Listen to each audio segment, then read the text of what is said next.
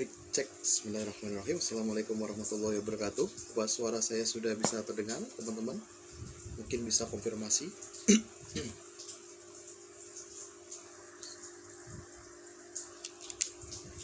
Tes. Bismillah. Sudah bisa terdengar? Rekan-rekannya sudah bergabung. Alhamdulillah ada 18 orang sekarang ya.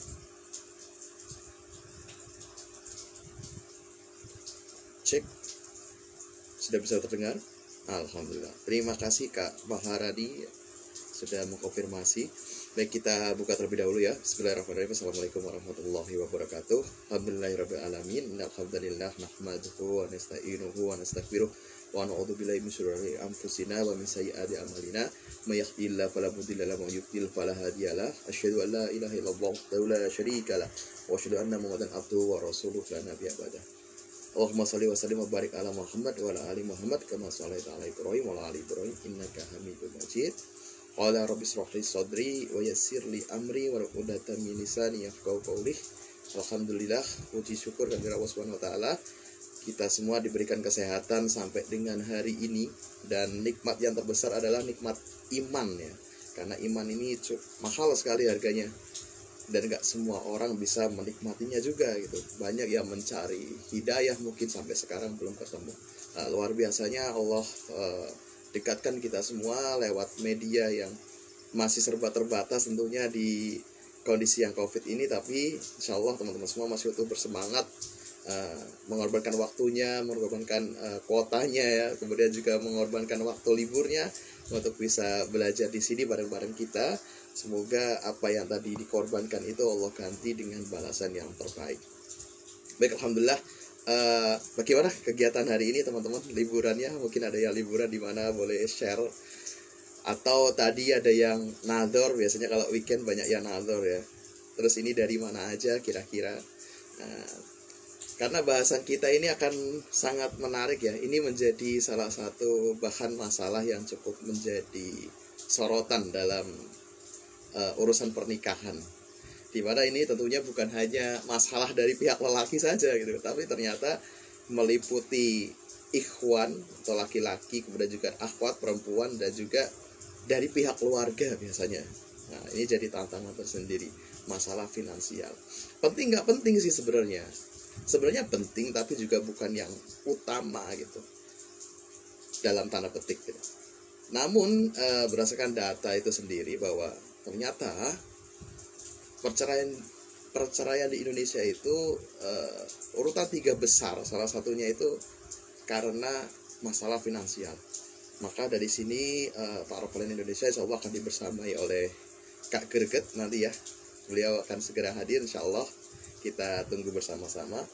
Nanti ya kita akan ngobrol lebih jauh lagi bagaimana nanti tentang nafkah dan dinafkahi ini. Nah, kira-kira seperti apa nanti ya. Nah, teman-teman semua mungkin boleh nyiapin pertanyaan ya terkait dengan hal ini. Mungkin ada yang pernah ditikung oleh yang finansialnya lebih mapan ya. Sakit sebenarnya, tapi ya realistis juga sebenarnya. Kemudian mungkin ada yang udah siap nikah nih secara kesiapan gitu ya, tapi agak-agak mindernya kiranya dengan kondisi saat sekarang ini. Wah, ini ada Kak Greget nih. Assalamualaikum. Waalaikumsalam warahmatullahi wabarakatuh. Nah, kita langsung ajak aja. Baik, beliau ini merupakan sosok inspirator muda ya. Memang dari kuliah itu sudah cukup aktif ya. Masya Allah. Assalamualaikum. Waalaikumsalam warahmatullahi wabarakatuh. Alhamdulillah. Biasanya cuma lihat di foto, ini ketemu langsung. Senang sekali rasanya. Alhamdulillah. Gimana Kak kabarnya hari ini? Sehat, alhamdulillah. Ini kita biasanya kalau hari Minggu lagi jalan kemana gitu ya, lagi jalan-jalan, lagi nonton. Tapi ini kita Masya Allah belajar sore-sore dengan topik yang sebenarnya agak dibilang berat juga nggak berat, tapi memang ini sebenarnya topik yang serius ya, apalagi buat laki-laki, terutama buat menyiapkan pernikahan gitu. Baik, alhamdulillah. Jadi teman-teman semua, kita sudah dibersamai dengan Kak Greg ya. Saya manggilnya apa nih Kak? Greget Kak aja, Greg Mas ya, Greget betul boleh. ya? Kak Greget ya, baik. Perkenalkan Mas, saya Zaki dari Taruna Indonesia dan kita akan ngobrol kedepannya sama Mas Greg. Namun sebelumnya kita berikan kesempatan untuk beliau nih untuk kenalan dulu ya. Gak afdol loh, taaruf tapi nggak taaruf dulu gitu. Kita akan coba untuk berikan kesempatan dulu untuk pembicara kita pada sore hari ini untuk berkenalan terlebih dahulu. Silahkan Ya, Mas Greget. Bismillahirrahmanirrahim. Assalamualaikum warahmatullahi wabarakatuh. Waalaikumsalam. Selamat sore, ini para follower dari ta'arufonline.id. Juga terima kasih untuk Mas Zaki ya yang sudah menjadi host untuk sore ini. Sebenarnya kalau dengan kata-kata ta'arufonline.id itu saya punya kenangan sendiri gitu Mas. Karena saya juga pernah hampir berta'aruf kurang lebih sekitar 2 tahun yang lalu. Jadi ini statusnya saya single. Gitu sekalian gitu ya. Dan saat ini saya berprofesi sebagai seorang Islamic Finance Specialist. Jadi memang fokusnya adalah untuk keuangan syariah gitu ya. Jadi yang berbicara tentang bagaimana kita mempersiapkan keuangan secara pribadi, secara keluarga dari perspektif syariah gitu ya. Nah itulah yang saya kerjakan gitu. Memang tidak hanya di satu institusi ya, tapi juga ada di berbagai institusi karena saya juga punya usaha sendiri gitu ya. Kemudian juga membantu menjalankan berbagai ide tentang produk keuangan syariah di berbagai institusi gitu. Tapi sehari-harinya memang saya bekerja di salah satu agensi di internasional gitu ya tentang keuangan syariah gitu. Itu cukup kali ya Mas Zaki. Baik, sudah melalang buana tentunya tadi ya. Apa namanya? Ternyata Kak Greget itu punya pengalaman tersendiri tentang ta'aruf 2 tahun yang lalu gitu ya. Apa sih Kak yang pertama kali terlintas nih? Ya, kita pengen tahu dulu. Yang terlintas di benak Kak Greget ini tentang ta'aruf online pas pertama kali kita kontak untuk bisa live bareng gitu. Ya, tentu yang pertama memang saya sepakat sebenarnya dengan konsep ta'aruf ya. Kita mengenal secara Islami gitu ya. Kan ta'aruf itu kan pengenalan sebenarnya secara Islami gitu. Jadi menghindari hal-hal negatif yang biasanya terjadi ketika kita tidak menggunakan proses ta'aruf gitu. Nah, saya sepakat dengan konsepnya. Cuman memang pada waktu itu ada beberapa hal yang menjadikan proses itu jadi nggak lanjut gitu ya. Ya salah satunya sebenarnya mungkin kesiapan, tapi bukan kesiapan dalam arti maisyah gitu ya atau penghasilan gitu. Jadi lebih kepada kesiapan hati, kesiapan mental. Nah itu yang waktu itu memang menjadikan prosesnya akhirnya tertunda gitu. Nah mungkin dari sini nanti kita kan akan belajar bareng nih Mas tentang bagaimana kita mempersiapkan salah satu bentuk kesiapan tadi. Jadi kesiapan dalam hal materi, kemampuan material gitu. Tapi semoga di sini saya juga nanti bisa belajar dari teman-teman yang lain tentang konsep ta'aruf yang sebenarnya lebih holistik gitu ya, nggak sekedar perkenalan, tapi juga di dalamnya ada satu proses mempersiapkan berbagai aspek yang akan dijalani ketika menikah gitu. Jadi kita nggak hanya berpikir tentang oh ya udah gitu, kita siap secara keuangan, secara finansial, siap secara materi, tapi kan benar kata Mas Zaki tadi, itu persiapan 2 keluarga sebenarnya ya kan. Jadi ta'aruf itu kan sebenarnya nggak cuma sekedar saya kenal dengan ini terus selesai, tapi kan enggak, tapi juga bagaimana kita melihat keluarga, perbedaan pandangan terhadap uang, misalnya perbedaan terhadap proses atau budaya internal keluarga dan lain sebagainya, kayak gitu. Tapi sudah cukup saya sering share juga sih Mas Zaki kisah tentang ta'aruf ini, jadi mungkin teman-teman kalau misalnya yang penasaran, nanti saya bisa share di story satu kisah ta'aruf yang cukup memorable gitu. Baik, alhamdulillah. Untuk selanjutnya kita mungkin akan memberikan kesempatan Mas Greget untuk berta'aruf. Enggak ya. Enggak, kita akan langsung membahas ya. Karena kalau misal kita rubah jadi kasih kesempatan Mas Greget buat ta'aruf di sini, wah bakal ngantri nanti ya kan. Jadi kita langsung nih untuk membahas. Masya Allah. Baik, kita akan langsung bahas tentang urusan menafkah ini. Jadi kita akan mulai dari ma'isyah ini. Jadi kalau dari ma'isyah ini sebenarnya dalam pengetahuan, mindset maupun material itu seperti apa penjelasannya Kak? Karena kan memang banyak ya. Karena mungkin kita belum punya pedoman yang secara keilmuan atau memang suatu pandangan yang memang seharusnya diluruskan bagaimana kita melihat uang tadi gitu, sehingga pemahaman tentang ma'isyah ini juga cukup blur ya di masyarakat gitu istilahnya. Jadi kadang individu itu sampai bingung sebenarnya dirinya itu siap atau enggak sih gitu. Kira-kira seperti apa pengertian ma'isyah itu sendiri menurut pengetahuan baik itu mindset maupun material secara fisik. Iya, jadi kalau kalau kita biasanya di kampus-kampus itu kan ada seminar-seminar ya. Jangan hanya mencari Aisyah, tapi juga harus Maisyah gitu. Jadi kita mencari calon pendamping hidup itu juga disertai dengan niat yang apa ya, yang punya tanggung jawab gitu, bahwa kita nanti ketika sudah menikah itu akan menghidupi satu keluarga, diri kita, istri kita, anak-anak gitu. Nah, Maisyah ini adalah sumber penghasilan atau penghidupan yang baik, yang halal, yang kita siapkan untuk menopang rumah tangga tadi gitu kan. Makanya orang-orang selalu bilang ya Aisyah dan Maisyah itu sesuatu yang nggak bisa dipisahkan gitu. Kalau kita fokusnya hanya Aisyahnya, ya kita akan hanya mencari sosok yang kita inginkan ini sesuai dengan proposal kita. Tapi kalau dengan Maisyah, kemungkinan gitu ya, kalau kita sudah menyiapkan Maisyah, maka orang yang akan mendekat itu juga sudah berpikir bahwa oh dia sudah siap secara finansial. Jadi kita harus garis bawahi bahwa Maisyah ini menggambarkan kemampuan finansial, penghidupan yang layak, yang halal, yang sumber penghasilan yang berkah. Tapi ini hanyalah satu aspek dari sekian aspek persiapan menuju pernikahan, gitu. Paling enggak dari aspek finansial, dari aspek material kita siap, gitu ya. Karena menikah itu kan sebenarnya gini ya, Mas. Menikah itu kan biayanya tidak hanya ketika pesta pernikahan aja, gitu.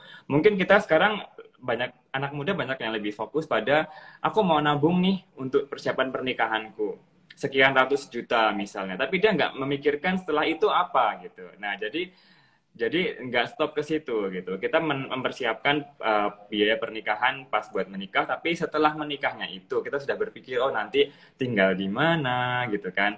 Nanti kemudian karena kita mengambil anak orang lain gitu ya, kita harus menghidupi tanggung jawabnya kemudian beralih dari bapaknya ke kita sebagai seorang suami. Nah, itulah yang disebut dengan Maisyah gitu.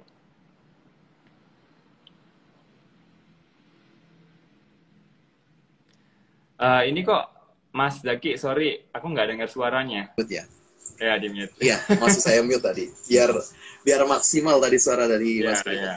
Baik, tadi Maisa kita tangkap adalah sebuah kemampuan ya intinya ya Mas ya, kemampuan dalam arti untuk bisa menanggung hajat hidup terutama ya, kebutuhan yang memang sewajarnya diberikan seorang suami kepada istrinya tadi gitu ya. Namun dalam pengertian Maisa itu sendiri secara kalau kita wujudkan secara bentuk fisik ataupun taraf kecukupannya itu seperti apa Mas gitu. Kalau misalnya kita membuat standar umumnya seperti itu. Iya. Ya, jadi ini yang kadang menjadi isu ya, karena perbedaan pandangan antara si pihak laki-laki atau laki-laki dengan perempuan atau pihak perempuan ya, bagaimana dia melihat apakah ini cukup atau enggak gitu. Tapi kita kembali pada definisi kewajibannya, Mas. Jadi kan kalau sebenarnya kan kalau memberi nafkah atau pemberian seseorang suami kepada istrinya itu kan bisa dianggap sebagai sedekah wajib ya. Namanya kan nafkah gitu. Nafkah itu kan pemberian yang wajib diberikan oleh suami kepada istri gitu. Nah, pemberian ini kan sebenarnya juga ada batasnya sesuai dengan batas kemampuan si pihak laki-laki gitu. Artinya dia sudah punya pekerjaan tetap, punya pekerjaan yang halal, yang berkah insya Allah gitu ya. Kemudian dia punya rencana untuk menikahi seseorang perempuan dan menyampaikan niatnya bahwa saya sudah punya pekerjaan, sudah punya tempat tinggal, misalnya begitu kendaraan dan siap menafkahi sekian gitu kan. Nah, sekarang ini dari kacamata si pihak laki-laki sudah siap, ya kan? Karena dia sudah punya mindset, dia bertanggung jawab, dia sudah punya materinya, dia sudah punya pemahamannya, gitu, sudah punya niatnya, gitu ya. Tapi kalau kita melihat standar, otomatis nanti akan jadi berbeda ketika kita lihat dari pihak perempuannya. Ternyata beliau punya background yang anak orang kaya yang setiap bulannya begini gitu. Nah, yang pertama kewajiban pihak laki-laki sudah terpenuhi. Dia mampu menafkahi sekian gitu. Nah, tinggal si perempuannya bagaimana dia memenangi ini, apakah dianggap sesuai dengan standarnya atau enggak gitu. Nah, maka dari itu diperlukan proses ta'aruf juga gitu, melihat seperti apa sih sebenarnya kesiapan dari pihak laki-laki dalam aspek finansial tadi gitu. Kalau dirasa cocok ya berarti sudah cocok ya sudah lanjut gitu. Kalau misalnya enggak ya bagaimana gitu. Karena dari pihak laki-laki dia sudah mengusahakan dan dia sudah menunjukkan bahwa dia siap secara finansial. Tapi kalau dituntut harus sesuai dengan standar yang perempuan, ya itu harus perlu perlu diskusi lebih lanjut gitu. Makanya setiap kali kita menuju ke pernikahan itu ada beberapa aspek yang kita harus diskusikan antara laki-laki dengan perempuan karena perbedaan berbagai hal tadi, termasuk dalam memandang uang, bagaimana pendidikan atau literasi keuangan pihak perempuan dan pihak laki-laki, nanti kesepakatannya seperti apa di dalam pernikahan itu. Yang penting kita punya landasan atau kaidah utama bahwa yang berkewajiban memberikan nafkah adalah laki-laki gitu. Perempuan itu boleh membantu gitu, tapi yang wajib itu adalah pihak laki-laki gitu. Baik. Kemudian tadi disebutkan bahwa ada suatu perencanaan terkait dengan pengelolaan uang gitu ya dalam rumah tangga. Mas Greget juga pernah menulis tentang ini gitu ya. Sebenarnya kalau dalam ta'aruf itu sendiri bagusnya kita memulai obrolan itu dari mana dulu gitu kira-kira Mas Greget biar mendapat pandangan bahwa oh ya orang ini secara pengetahuan melek nih tentang finansial atau oh ya orang ini memang sudah memiliki kesiapan dari cara dia mempunyai planning keuangan tadi gitu. Ya, kalau ini sebenarnya mungkin jawaban saya bukan jawaban yang objektif ya, karena saya belum pernah menjalani proses ta'aruf yang bermuara pada pernikahan gitu. Artinya selama ini ya berta'aruf ya mengenal gitu ya. Tapi kan biasanya kalau kita mau ta'aruf itu pasti ada proses tukar CV ya Mas ya. Jadi CV-nya sudah kelihatan background-nya seperti apa gitu kan. Dalam prosesnya ketika ada pendampingnya, ada perantaranya, maka akan disampaikan gitu. Seperti apa sih visi misi pernikahan? Dan di dalam visi misi pernikahan ini sudah kelihatan sebenarnya. Dia melihat pernikahan itu seperti apa kan? Kalau saya mungkin akan menyampaikan, saya waktu itu pas proses belum ta'aruf resmi ya, waktu itu masih perkenalan yang biasa, saya sudah menyampaikan gitu visi misi pernikahan ini seperti ini gitu, bahwa nanti kalau misalnya ada keinginan dari pihak perempuan bekerja nggak masalah gitu, tapi saya menunjukkan pemahaman yang sangat fundamental kepada calon saya bahwa oh ya nanti pihak laki-laki itu yang berkewajiban untuk memberikan nafkah gitu ya. Dalam pandangan saya nafkah itu begini. Kemudian misalnya kalau yang bagi mereka yang mungkin lebih ke arah umum ya, jadi tidak begitu paham tentang keuangan, tidak begitu paham tentang keislaman, belum begitu paham tentang keislaman, mungkin bisa sampaikan bahwa oh ya nanti kita mungkin perencanaannya harus punya investasi bareng gitu. Rekeningnya gimana nih nanti laki suami dan istrinya bagaimana gitu. Terus nanti perlu kerja nggak si perempuan itu kan obrolannya pasti muncul secara alami ya, secara natural ya. Nah, disitulah makanya dibuka gitu kesempatannya gitu. Dan jangan sampai apa yang menjadi pakem gitu ya, pakem finansial si laki-laki tidak tersampaikan di pihak perempuan sehingga nantinya nggak ketemu gitu. Bahkan ketika sudah proses mau, oh yaudah kita sepakat gitu ya, mencoba untuk merencanakan pernikahan, ternyata pas prosesnya sendiri ada hal-hal yang nggak cocok. Loh kok jadinya gini loh, kan waktu itu kan begini ya. Nah gitu loh. Jadi perlu disampaikan secara natural, secara mengalir gitu ya, perencanaan tentang nanti bagaimana membawa ke rumah tangga ini ke arah yang lebih baik gitu dalam aspek finansial gitu. Kembali ke Mas Zaki. Baik, alhamdulillah. Terkait dengan Maisha tadi, belakangan ini kan banyak juga tentang fenomena teman-teman ini mulai semangat nih, mulai dari muda itu untuk mulai pengen mempunyai pasangan gitu. Ada yang memang kebutuhan, ada yang sekedar pengen aja gitu kan Mas. Karena mungkin circle pertemanannya semakin dewasa gitu, mulai sempit atau memang keadaan yang demikian mempersulit mereka untuk bisa bersosial gitu. Ataupun mulai butuh pendamping gitu. Kira-kira dengan hal demikian, khususnya untuk laki-laki, apa sih yang bisa dipersiapkan dalam rangka untuk mempersiapkan Maisah tadi gitu? Ya, kalau saya sebagai praktisi di bidang perencanaan keuangan atau keuangan secara umum ya, tentu saya mungkin akan mengambil satu aspek perencanaan keuangan gitu ya. Jadi sebenarnya perencanaan keuangan itu kan satu bentuk proses di mana kita merencanakan tujuan keuangan gitu. Nah, tujuan keuangan itu dibawa ke masa yang sekarang untuk dipersiapkan gitu. Artinya ada tujuan, ada rencana, ada tindakan, ada pencapaian, ada evaluasi di situ gitu. Bagaimana kita mengelola uang.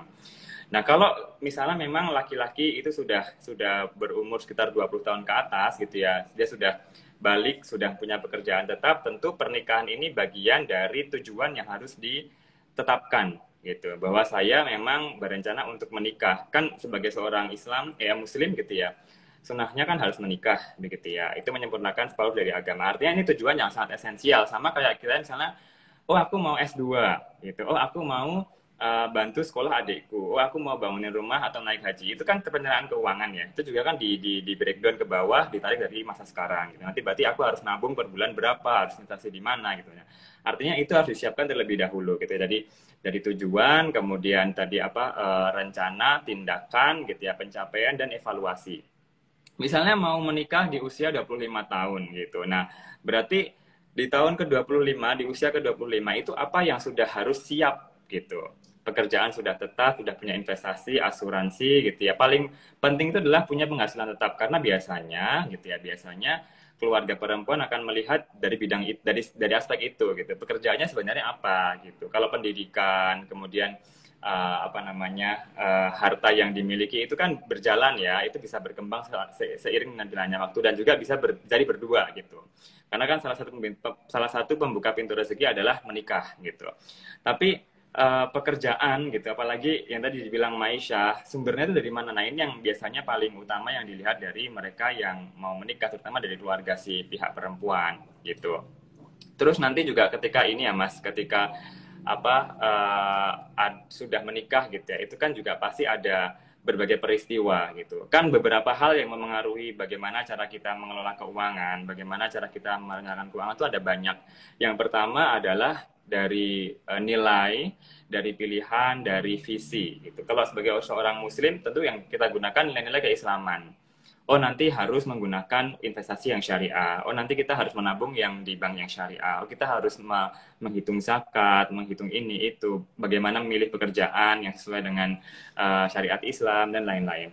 Terus yang kedua kita juga harus melihat peristiwa penting. Setelah menikah itu kan hidup berlanjut ya. Nanti pasti punya anak, anaknya sekolah, anaknya wisuda, dan anaknya menikah juga. Itu juga peristiwa hidup yang akan mengaruhi bagaimana kita merencanakan keuangan. Terus yang ketiga, gaya hidup gitu. Nah, gaya hidup ini yang sebenarnya juga PR bersama, tapi ini bisa disesuaikan ketika proses ta'aruf tadi gitu. Siapa yang akan menyesuaikan siapa gaya hidupnya nanti ketika sudah jadi suami istri gitu kan. Terus yang keempat juga siklus hidup keuangan dan kebutuhan gitu. Nah, ini yang lebih rinci lagi. Biasanya kan kalau masih single gitu ya, usia 20 sampai 40 itu masih ke dalam tahap proses wealth protection, melindungi kekayaan. Jadi dia mikirnya nanti asuransi, mikirnya pensinya gimana gitu kan. Terus baru usia 40 sampai 60 itu wealth accumulation atau mengakumulasi kekayaan, berinvestasi, dikumpulkan gitu ya. Terus usia 60 ke atas wealth distribution atau mendistribusikan harta kekayaan. Artinya kalau kita meninggal warisnya siapa gitu-gitu kan. Nah itu ketika sudah menikah juga harus diobrolin gitu. Nah jadi makanya sebagai seorang laki-laki sangat penting sekali untuk bisa punya mindset perencanaan keuangan yang basic seperti ini gitu. Kalau teman-teman ngikutin ini ya beberapa akun yang tentang mengajarkan tentang menjadi seorang bapak gitu atau suami, itu kan ada life basic skills yang harus dikuasai oleh laki-laki, misalnya kayak ganti ban, ganti keran bocor. Tapi yang nggak kalah penting adalah perencanaan keuangan, investasi gitu. Jadi jangan dipikir laki-laki bertugas mencari uang kemudian dia langsung yaudahlah yang ngelola keuangannya istri saya gitu. Jangan kayak gitu. Kita juga harus punya mindset tentang keuangan itu sehingga nanti berdua gitu mengawalnya gitu Mas. Baik. Jadi dalam ta'aruf itu sendiri tadi bagus banget ya untuk masukannya, karena memang jarang juga nih Kak Greget bahwa kita di dalam ta'aruf ini concern untuk bahas tentang perincian planning finansial tadi gitu. Karena pasti lebih fokus ke perkara-perkara yang lain gitu.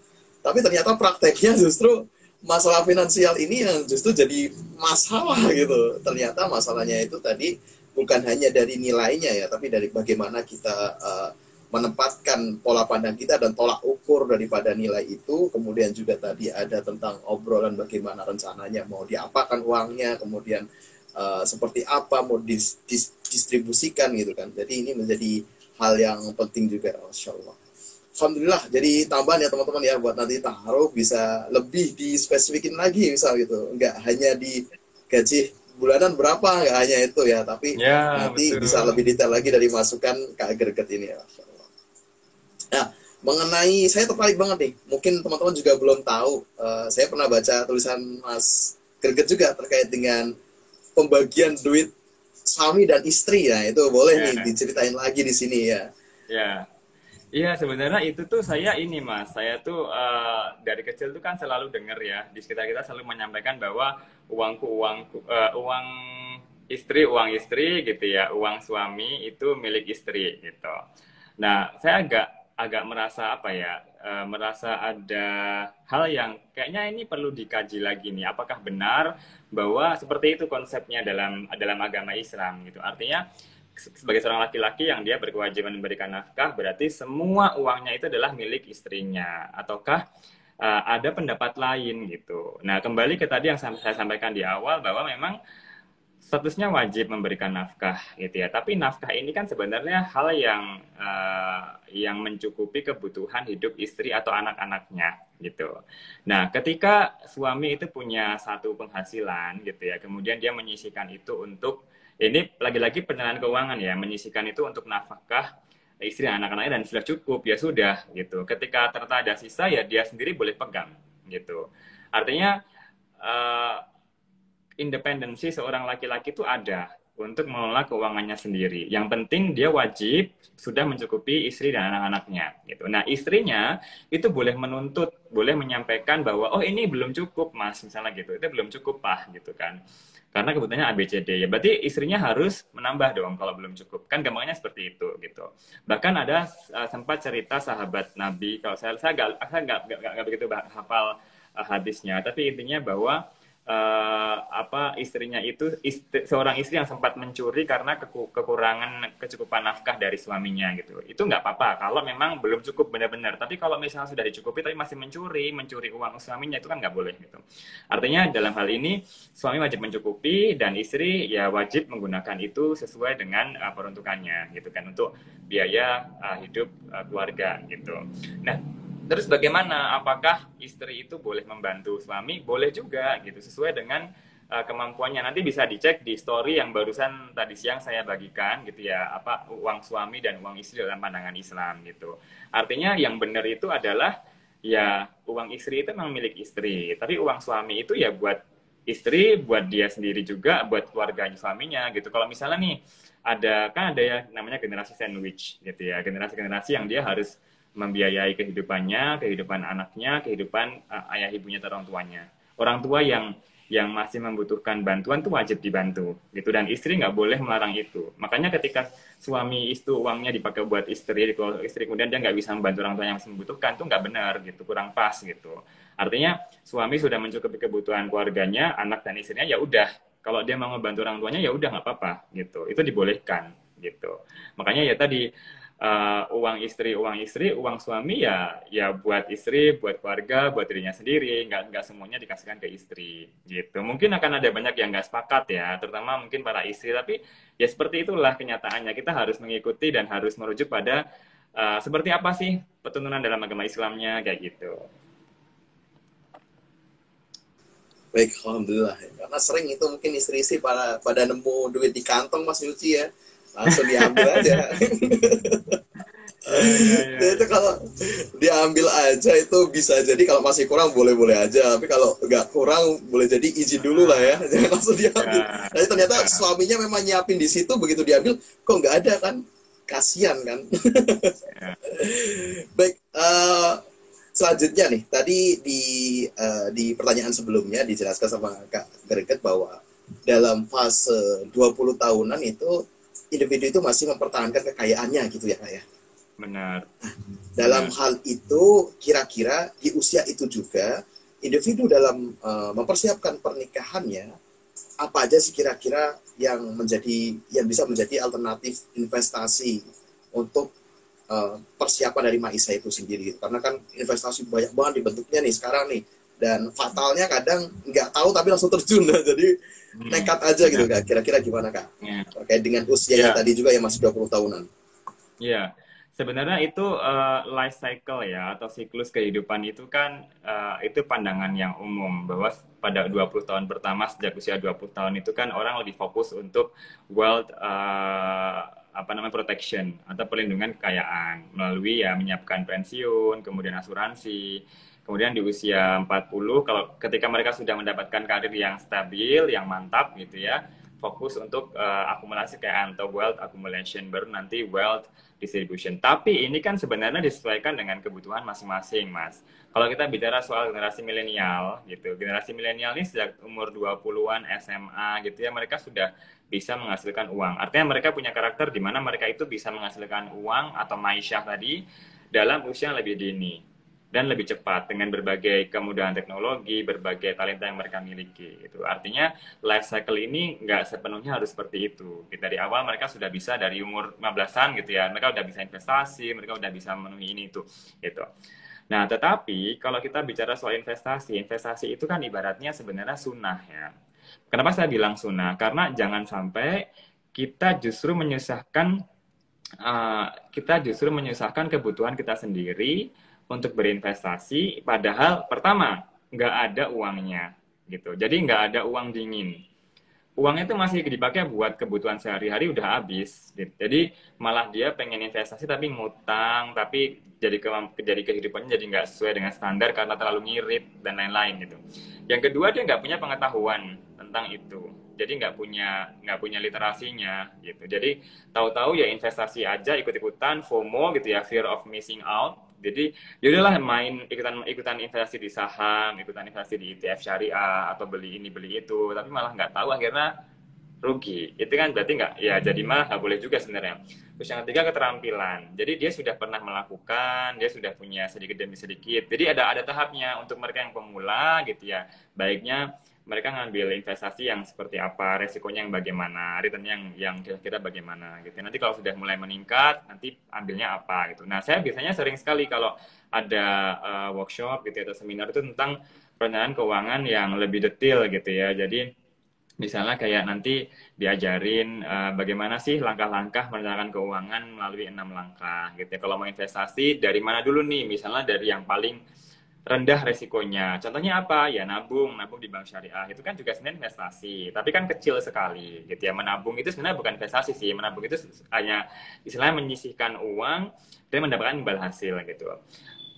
Kalau nabung udah bisa, udah deposito misalnya syariah gitu. Itu kan juga lebih rendah resiko atau membeli suku gitu ya. Suku yang dijamin oleh pemerintah itu kan berarti aman, tapi resikonya juga rendah, tapi keuntungannya juga kecil gitu. Baru setelah itu reksadana gitu, naik lagi ke saham, naik lagi ke yang lain gitu ya. Nanti mungkin kalau misalnya ada keinginan buat berbisnis, oh investasinya di sektor real, di perikanan, pertanian, berkebunan gitu ya, atau properti gitu, atau mungkin yang aman juga emas. Jadi ada tingkatannya gitu untuk orang yang memang mau investasi.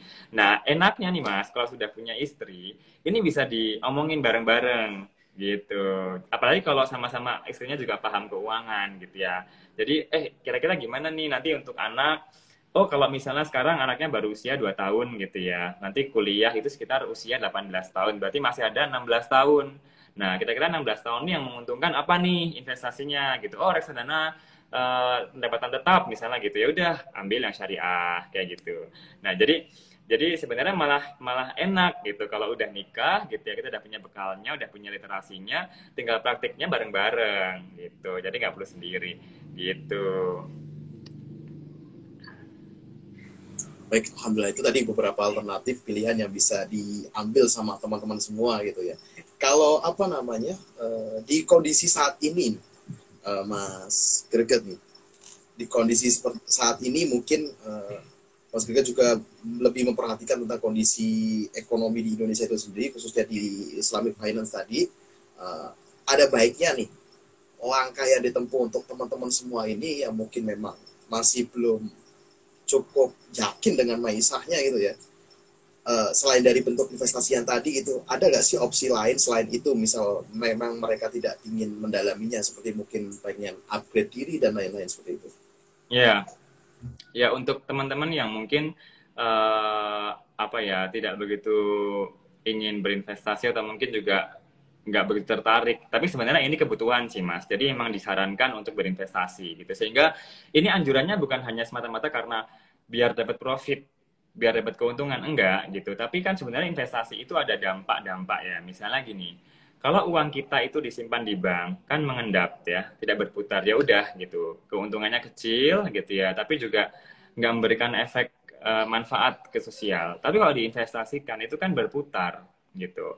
Uang kita berputar, pertumbuhannya lebih besar, tapi juga membantu masyarakat untuk menggerakkan ekonomi. Misalnya apalagi kalau misalnya investasi di sektor real ya, untuk UMKM, itu kan membantu mereka semua yang juga menjalankan usaha gitu kan, ya kan. Kalau kita investasinya di misalnya suku, itu membantu proyek pemerintah yang juga memberikan manfaat secara sosial. Kalau kita misalnya membantu di securities crowdfunding tapi juga bentuknya sekuritas, itu juga membantu UMKM untuk menjalankan usaha. Artinya, jangan hanya melihat investasi ini sebagai satu langkah untuk mendapatkan tambahan penghasilan, tapi juga ini bentuk anjuran Islam juga bahwa uang itu harus berputar gitu ya. Uang itu berputar gitu ya. Sektor real juga mengikuti perputaran uang itu manfaatnya gitu ya. Kemudian memberikan dampak ekonomi, menggerakkan kayak gitu. Jadi dilihat dari sisi itunya ini menjadi wajib. Kalau saya lihat tadi kan saya bilang sunnah karena ya kita punya harus literasinya harus kuat, punya keterampilan, punya uangnya yang buat investasikan. Tapi kalau sudah ngerti, makanya jadi kebutuhan gitu. Oh, aku harus nih, harus menginvestasikan. Kan sayang sekali, misalnya kita punya uang 1 miliar tapi cuma di bank, ya kan? Ditabung di bank. Tapi kalau digerakkan, oh mungkin bisa buka lapangan kerja, bisa jadi usaha sampingan kita gitu. Nah, kalau misalnya tadi ada yang bertanya kan, kalau misalnya kita dianggap standarnya cukup atau nggak cukup gitu ya. Kalau nggak cukup dengan pekerjaan sekarang, ya mungkin kita harus buka usaha dengan uang yang kita miliki. Sehingga ada second income gitu kan. Passive income, ya second income lah ya. Kalau pasif kan dari investasi kan. Jadi second income, ada sumber pendapatan kedua gitu yang membuat standarnya lebih tinggi yang kita miliki untuk menikahi anak orang tadi gitu. Itu kalau kita ngomongin investasi. Kalau yang pokoknya aku nggak mau investasi lah gitu, ya udah nggak apa-apa. Tapi kita ada berbagai pedoman keuangan kayak rasio-rasio. Misalnya gini, kalau kalau seorang yang single gitu ya, ada yang namanya rasio likuiditas dasar. Jadi seberapa lama orang itu akan bertahan. Misalnya saya ini bekerja kan. Kalau misalnya saya kehilangan pekerjaan, itu seberapa lama saya akan bertahan ketika saya menganggur gitu, gitu kan. Nah, ini berapa uang yang saya miliki gitu. Nah, uang yang saya miliki ini terasa dihitung-hitung dengan proses perencanaan keuangan, rasio keuangan gitu ya. Ternyata yang saya dapatkan, saya hanya akan bertahan sekitar 6 bulan. Gitu. Berarti dalam 6 bulan itu saya bisa bertahan dengan tanpa gaji, gitu ya. Tapi dalam 6 bulan itu saya harus mencari pekerjaan, gitu. Nah, kalau emang nggak pengen investasi, ya udah naikin ini. Misalnya jadi 10 bulan, 12 bulan, gitu. Dan kalau kita naikkan kondisinya bukan single, gitu ya, tapi beristri, gitu. Atau apalagi punya anak, maka berarti amannya harus punya 15 bulan cadangan penghasilan misalnya gitu. Atau lebih keren lagi 24 bulan, berarti 2 tahun. Ya naikkan aja di situ. Gitu. Itu namanya dana darurat gitu. Dana darurat. Kalau misalnya nggak mau lagi investasi, maunya nabung-nabung doang, ya udah jangan sampai nabung ini nggak ada tujuannya, nggak ada orientasinya. Maksudnya, oh aku nabung untuk mempersiapkan masa pensiunku di usia 55 tahun, misalnya gitu. Yang dibutuhkan untuk memenuhi gaya hidup pada tahun itu nanti sekian, penuhi itu gitu, penuhi itu. Terus kalau misalnya oh aku mau anakku sekolah di sekolah internasional di kota ini gitu, itu berapa biayanya di tahun ketika dia mencapai usia sekian, berapa dihitung gitu. Jadi nggak perlu kita pusing-pusing mikirin investasi apa, bentuknya apa, belinya di mana, enggak, tapi hitung kebutuhannya tadi, kebutuhan bahwa oh aku harus pensiun sekian, oh aku harus sekolahin anakku sekian, oh aku harus nambahin asuransi dana darurat sekian. Nah jadi di situ yang kita lihat gitu. Baru nanti mungkin bisa tanya ke orang perencana keuangan itu kira-kira diinvestasikan kemana ya, biar dia membantu menghitungkan gitu. Baik. Jadi tujuan tadi yang sangat penting ya, sehingga kebingungan tadi juga bisa dihilangkan gitu. Asal kita punya tujuan yang jelas, akhirnya kita tahu harus apa gitu ya. Dan itu jadi dorongan yang sangat penting juga ya Mas ya tadi, untuk terkait dengan purpose tadi, untuk bisa tetap istilahnya istiqomah nabung, kemudian juga nahan diri kan, karena kan tadi udah dibagi nih, udah disekat-sekat, ini buat ini buat itu gitu. Kalau kita nggak punya purpose yang kuat, berarti bisa jadi malah goyah ya Mas ya. Ya. Kalau betul. dari apa namanya melanjutkan materi tadi terkait dengan kondisi saat saya dalam masa kehilangan pekerjaan tadi gitu, masa single ataupun dalam Mm-mm. masa punya istri maupun anak gitu. Kalau Mm-mm. dari standar umumnya itu ada nggak sih Mas Greget untuk berapa kali gaji gitu misalnya untuk dana darurat tadi gitu? Ya, ada. Jadi saya coba buka di Instagram saya ya, itu ada yang namanya ini, ada post yang judulnya Hijrah Keuangan. Nah, di situ ada semacam kuliah singkat pendek itu tentang perencanaan keuangan. Jadi ada rasio-rasio keuangan. Kalau tadi ya namanya rasio likuiditas dasar atau basic liquidity ratio, itu yang menggambarkan seberapa lama kita bertahan ketika kita nggak punya pendapatan. Itu amannya nih kalau untuk single itu 2 sampai 6 bulan gitu, 2 sampai 6 bulan. Tapi kalau dia sudah punya keluarga, itu mungkin bisa dibilang ya 6 sampai 12 bulan. Apalagi kalau udah punya anak itu harus lebih lagi gitu. Karena itu menunjukkan waktu tunggu kita untuk mencari pekerjaan baru gitu kan. Sehingga berapa bertahannya. Kayak pandemi sekarang kan kemarin banyak banget ya yang mungkin mengalami hal yang nggak mengenakan, kayak misalnya harus berhenti dari pekerjaannya gitu ya, terus nggak bisa bekerja lagi gitu kan. Makanya dana daruratnya harus pas. Nah, kalau udah punya dana darurat, baru kita bisa mikir investasi, karena udah aman gitu. Karena gini Mas, kalau investasi itu kan kita mungkin akan memilih produk-produk yang resikonya terkendali, kita mampu menanggung resikonya, tapi juga yang punya return yang tinggi gitu. Tapi kan ketika sudah diinvestasikan, kita juga nggak bisa ngambil secepat kalau kita punya tabungan di bank atau di celengan gitu ya. Butuh waktu. Misalnya kita punya reksadana atau punya saham untuk menjual kembali gitu ya, itu kan butuh waktu.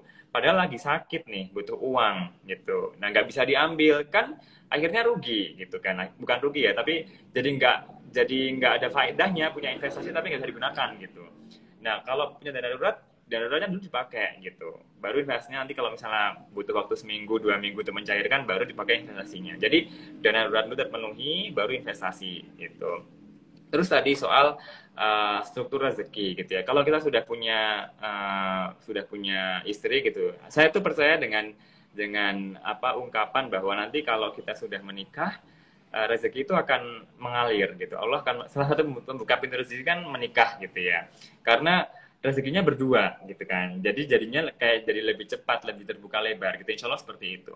Nah, tapi kita tetap harus mendiskusikan tentang struktur rezeki itu sendiri gitu ya. Maksudnya apakah yang bekerja hanya si suaminya gitu ya atau istrinya juga, atau mungkin setelah bekerja kesepakatannya oh ya udah yang bekerja cuma suaminya atau gimana gitu. Itu harus harus dibicarakan.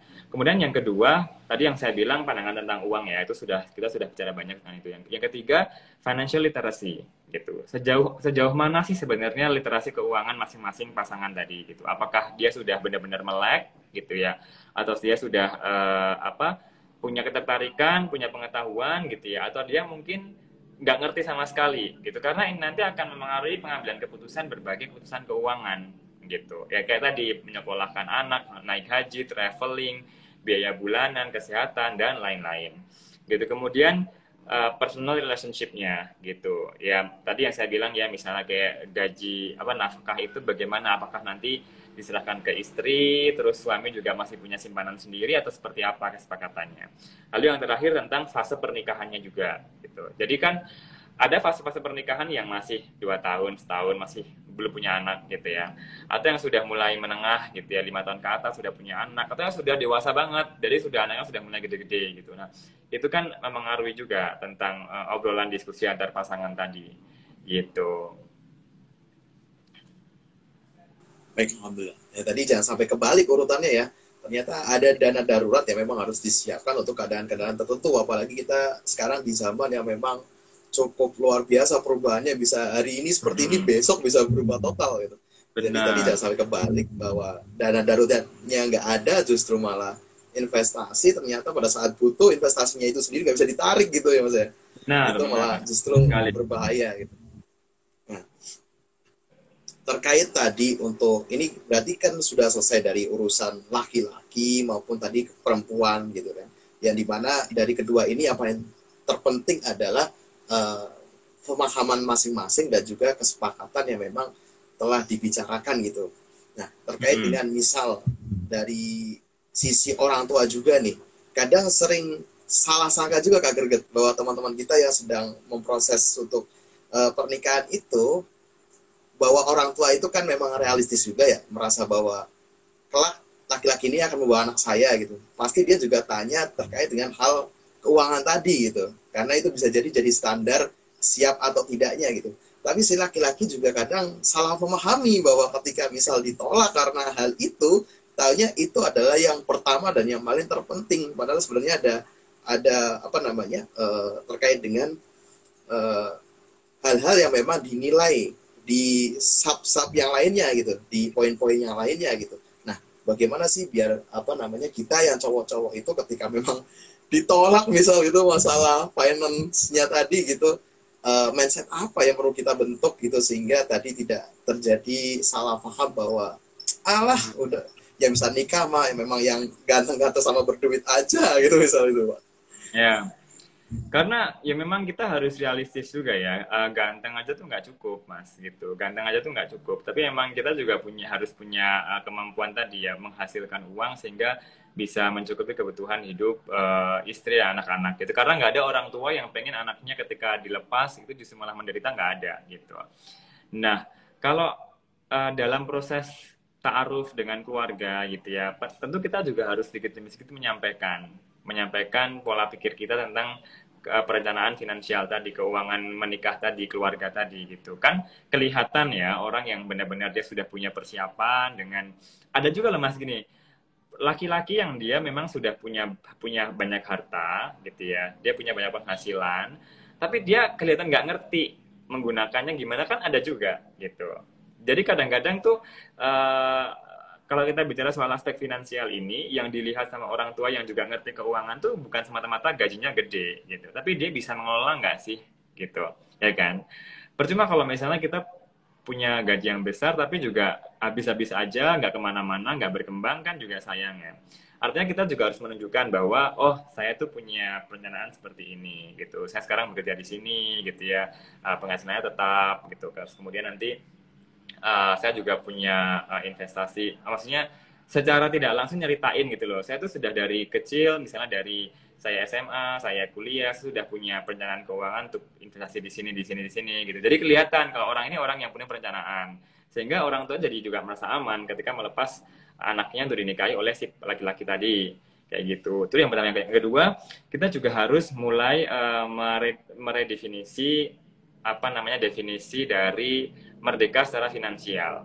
Kan selama ini orang itu selalu pengen yang namanya aku punya financial freedom gitu, yang didefinisikan dengan punya set apa passive income yang melebihi kebutuhan, sehingga dia tidur aja uangnya tambah terus gitu. Itu disebut dengan financial freedom atau merdeka secara finansial gitu kan, atau yang hidup layak gitu kan, terus atau yang memiliki passive income, kemudian pokoknya nggak mikir lagi lah kalau mau beli itu sudah tercukupi gitu. Itu kan pandangan konvensional gitu, pandangan konvensional tentang financial freedom. Tapi sebenarnya financial freedom itu adalah kondisi ketika hidup kita itu tidak lagi terbelenggu dengan uang gitu. Jadi ada mindset yang harus kita ubah bahwa ketika kamu merasa benar-benar free dari uang, freedomnya dari uang itu terasa, berarti kamu nggak lagi mikirin uang gitu. Nggak lagi mikirin uang ini berarti apa? Berarti orientasimu tuh bukan uang, duit mulu gitu. Tapi ada di balik itu bahwa money atau uang itu adalah the way you behave gitu. Dalam psikologi kan seperti itu, psikologi keuangan gitu. Bagaimana orang itu menggunakan uang itu terlihat dari perilakunya gitu. Tadi aku bilang dia punya uang, tapi kok kayaknya kayak dia nggak pinter ngatur uang gitu, sehingga orientasinya tuh uang mulu. Jadi dia bukannya financial freedom tapi financial slave, jadi budak finansial gitu. Jadi dia jadi hambanya uang. Makanya kalau dalam Islam financial freedom itu berarti kita terlepas dari orientasi terhadap uang tadi. Artinya apa? Kita menempatkan uang sebagai sarana gitu. Sarana untuk apa? Ya sarana untuk mencapai kesuksesan dunia dan akhirat gitu. Sarana untuk menjadi keluarga yang sakinah mawaddah warahmah. Sarana untuk beribadah gitu ya. Jadi uang diletakkan bukan di kepala, bukan di hati, Mas, tapi di tangan gitu. Jadi uang ini alat kita untuk mencapai berbagai keinginan tadi. Nah, hal-hal atau mindset yang seperti ini dalam proses diskusi ta'aruf tadi itu pasti terlihat gitu dengan keluarga, bagaimana dia melihat melihat uang gitu kan. Terus masih ada yang bilang gini, oh berarti orang Islam nggak perlu kaya dong kalau kayak gitu. Kalau kalau kita mikirnya uang itu bukan orientasi, bukan. Jangan salah, konsepnya nggak seperti itu gitu. Kita bicara tentang contoh teladanan ya, Nabi Muhammad SAW ketika beliau menikahi istrinya, berapa maharnya? Sekian puluh ekor unta gitu. Unta itu berapa harganya, mahal banget gitu kan. Terus kemudian Umar bin Khattab gitu ya, apa Abdurrahman bin Auf yang sangat kaya raya gitu. Kemudian yang kemarin ada daerah di Afrika, Mansa Musa gitu ya, dan lain sebagainya. Mereka tuh diceritakan sebagai sosok-sosok yang kaya gitu. Tapi kayanya ini untuk beribadah tadi gitu loh. Jadi kaya ini tidak membatasi mereka untuk melakukan berbagai ibadah. Itulah yang kemudian saya selalu ingin jelaskan bahwa financial freedom itu bukan semata-mata uangmu 7 triliun terus aman, tentram, damai sentosa. Tapi kalau setiap hari mikirin uang, bangun tidur mikirin uang, mandi mikirin uang, ibadah mikirin uang, berarti itu bukan financial freedom, tapi financial prison gitu. Jadi kamu terpenjara dengan uang sebenarnya. Kayak gitu. Gitu, Mas. Wah, ini Mas, bagus banget insight-nya. Bagaimana kita melihat uang gitu. Saya jadi ingat pesan guru saya juga. Kak, waktu itu pernah bilang bahwa apa namanya? Zuhud itu bukannya harus jadi orang miskin terus zuhud, itu bukan gitu. Bahwa ada orang kaya yang nggak zuhud gitu, dan ada orang miskin yang zuhud justru. Iya, money is all about you behave. Jadi bagaimana kamu berperilaku itu adalah uang gitu. Itulah uang. Bukan berapa uang yang kamu miliki, tapi bagaimana kamu berperilaku gitu. Baik, untuk teman-teman yang mungkin pengen tanya ya, silahkan di kolom pertanyaan, karena nanti kalau di kolom komentar takutnya tenggelam ya. Sama satu lagi Mas, aku lupa tadi bilang. Jadi dalam proses tadi yang meyakinkan keluarga calon gitu ya, itu juga kita harus menunjukkan bahwa kita itu orang yang penuh ikhtiar gitu, penuh ikhtiar. Karena kan penghasilan atau apa namanya makanan yang terbaik itu yang dimakan dari keringat sendiri gitu kan tentunya kan seperti itu. Jadi kita tuh berikhtiar bekerja, tunjukkan bahwa oh iya saya tuh memang orang yang misalnya pengusaha, dia punya usaha A B C D E gitu kan, bertumbuh berprogres berkembang gitu ya, itu juga bukti bahwa oh anak ini tuh calon mantuku ini tuh bukan orang yang cuman duduk-duduk doang, tapi dia juga berikhtiar. Dan dari ikhtiarnya itu dibarengi dengan keridoan, rasa cukup terhadap apa yang Allah berikan, qanaah gitu. Jadi apa namanya, kita menunjukkan bahwa sebagai seorang muslim ini kita itu orang yang memang apa ya, gampangnya itu kayak proaktif gitu ya. Dia proaktif, bekerja, bertanggung jawab gitu, tapi juga bisa mengatur keuangan dengan baik, punya mindset yang benar gitu ya. Jadi orientasinya juga benar gitu, menempatkan uang itu di mana gitu ya. Jadi tunjukkan seperti itu gitu. Jadi jangan sampai ya kalau saya nih misalnya saya seorang bapak, anak saya mau menikah, saya juga nggak pengen dapat menantu anak saya nanti yang dia cuma pinter nyari uang gitu ya, kaya tapi kayaknya nggak punya visi yang jelas gitu. Saya ada pengalaman menarik Mas. Waktu saya ta'aruf itu, hampir ta'aruf, belum ta'aruf resmi, itu saya pernah bertanya kan, kenapa dia memilih saya gitu, ya kan? Nah, ternyata salah satu kriteria yang dia masukkan dalam proposal dia itu adalah orang yang selalu terus-menerus belajar hal baru gitu. Nah, belajar hal yang baru ini itu adalah bentuk progresif. Orang yang progresif gitu ya. Kan saya bilangnya gini, kenapa kamu nggak nyari orang yang hafiz gitu ya, yang mungkin khatam Al-Quran, yang pinter agama gitu. Dia lebih melihat orang yang berprogres. Jadi setiap hari itu selalu baik gitu. Ketimbang yang stagnan baik terus. Tapi dia selalu pengen ada suami atau suami itu berprogres dari yang baik gitu ya. Lebih baik gitu. Nah itu yang sebenarnya juga harus kita jadikan mindset juga gitu, bahwa kita nggak boleh berhenti pada kondisi yang menurut kita sudah oke nih, tapi harus terus memperbaiki diri termasuk dalam bidang keuangan tadi gitu. Kembali ke Mas Zaki. Baik, terima kasih.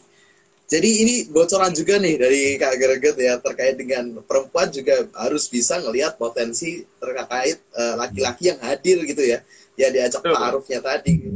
Betul. Karena boleh jadi tadi kan kita ada nih perhitungannya bahwa ada orang yang memang memiliki finansial yang bagus tapi ternyata gagal mengelolanya. Ada Ya. yang belum dianugerahi finansial yang dalam arti banyak, tapi dia sudah punya mindset yang bagus. Ditambah sama langkah ikhtiar yang juga tadi progres Benar. dari setiap harinya jadi lebih baik gitu. Wah, itu menarik sekali. Alhamdulillah. Nah, untuk Kak Greget nih kalau misal mau nyoba taruh juga di sini, wah boleh banget nih.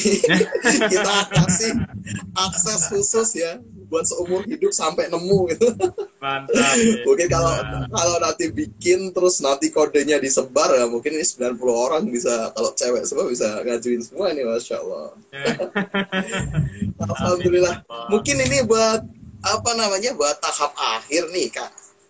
Kiranya masukan dari kakak seperti apa sih buat apa namanya teman-teman yang memang sudah mulai tercerahkan hari ini, step Hmm. actionnya nih, step Ya, actionnya setelah dapat materi ini buat mempersiapkan Maisah tadi itu, ya, apa sih Kak kira-kira ya, step yang harus dilakukan segera ya. mungkin gitu.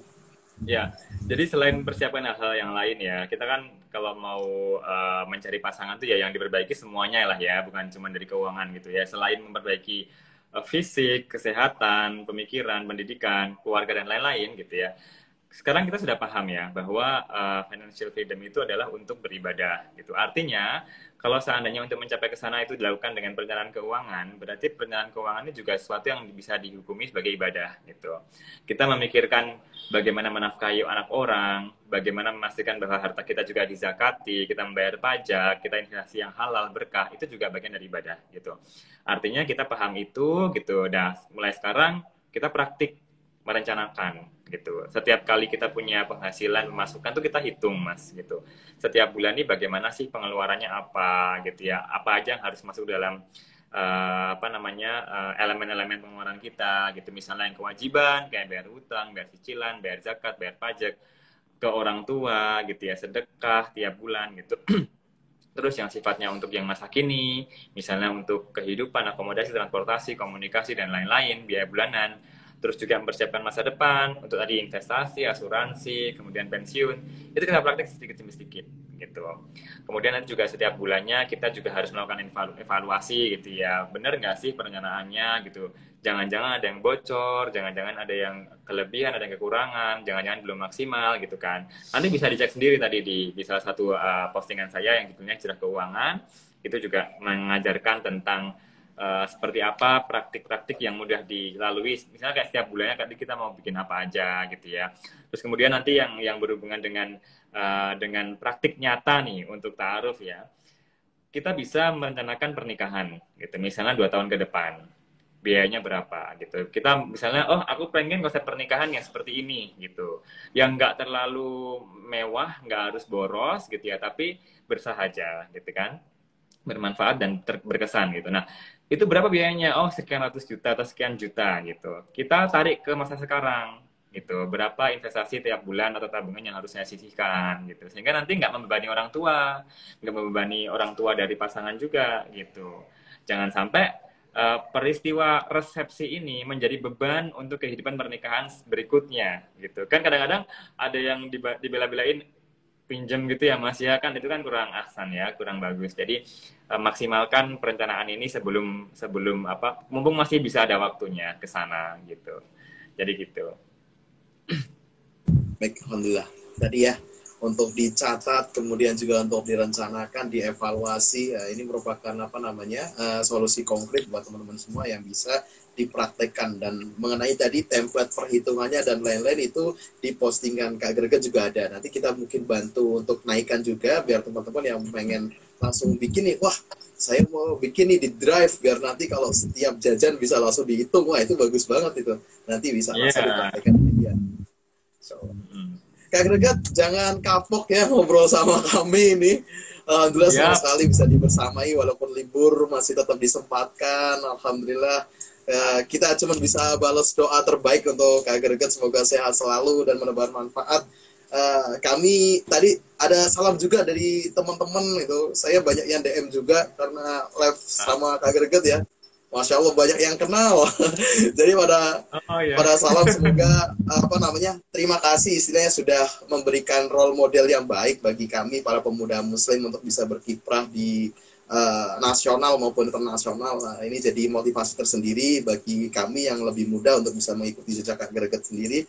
Nah, teman-teman yang masih belajar juga nanti boleh mengambil hikmah dari perjalanan hidup yang memang sudah ditempuh oleh Kak Greget ini sehingga bisa menjadi seperti sekarang ini.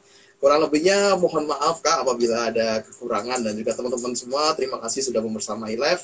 Nantinya insya Allah akan di save juga ya, nanti bisa manfaatnya bisa lebih banyak lagi, bisa ditonton berkali-kali juga. Kurang lebihnya mohon maaf. Kita tutup dengan doa kafaratul majlis. Subhanakallahumma bihamdika asyhadu an la ilaha illa anta astaghfiruka wa atubu ilaik. Assalamualaikum warahmatullahi wabarakatuh.